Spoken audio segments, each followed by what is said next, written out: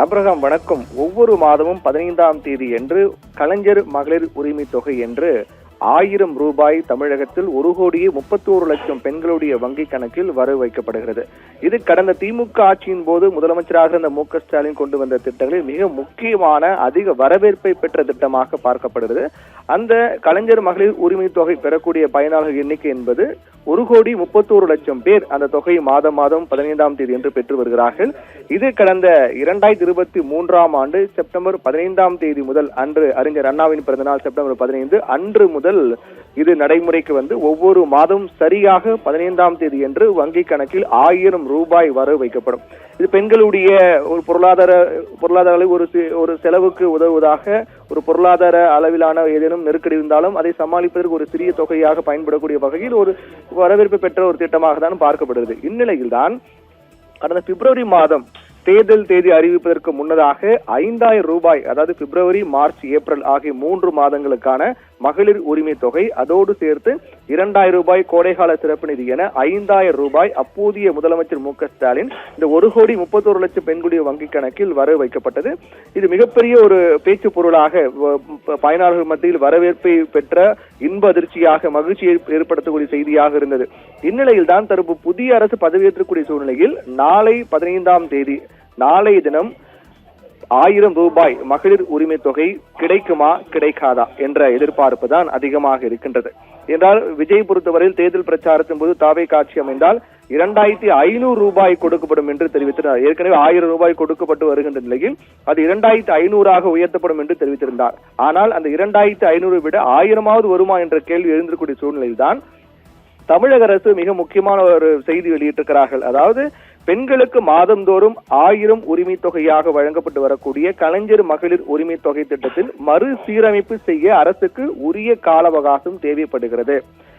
மே 2026 மாதத்திற்கான, அதாவது இந்த மாதத்திற்கான கலைஞர் மகளிர் உரிமை தொகை பயனாளிகளுடைய வங்கிக் கணக்கில் விரைவில் நேரடியாக வரவு வைக்கப்படும் என்று தமிழக முதலமைச்சர் விஜய் உத்தரவிட்டிருக்கிறார் என்று செய்தி வெளியிட்டிருக்கிறது தமிழக அரசு.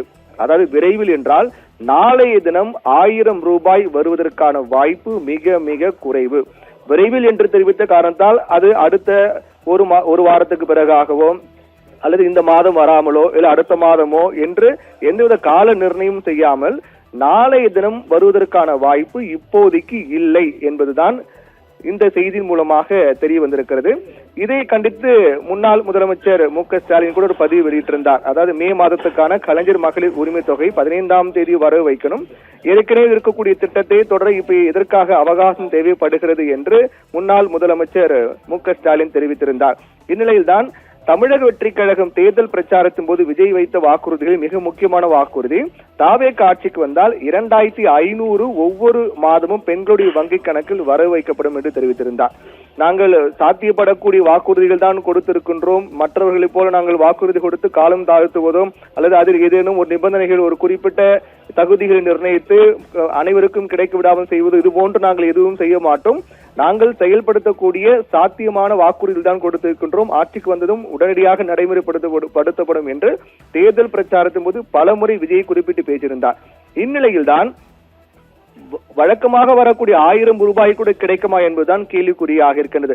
விஜய் அறிவித்த 2500 கூட கிடைக்குமா என்பது ஒருபுறம் தாண்டி, ஏற்கனவே கடந்த திமுக ஆட்சியின் போது முதலமைச்சராக இருந்த மு.க. ஸ்டாலின் கொடுத்த அந்த 1000 ரூபாயாவது கிடைக்குமா என்பதுதான் 1,31,00,000 பெண்களுடைய எதிர்பார்ப்பாக இருக்கிறது. ஆனால் தமிழக அரசு அதிகாரப்பூர்வமாக செய்தி வெளியிட்டு விட்டார்கள். இப்போதைக்கு விரைவில் தான் அறிவிக்கப்படும். நாளைய தினம் 1000 ரூபாய் கிடைப்பதற்கான வாய்ப்பு மிக குறைவு என்றுதான் இந்த செய்தி மூலமாக தெரிய வருகிறது.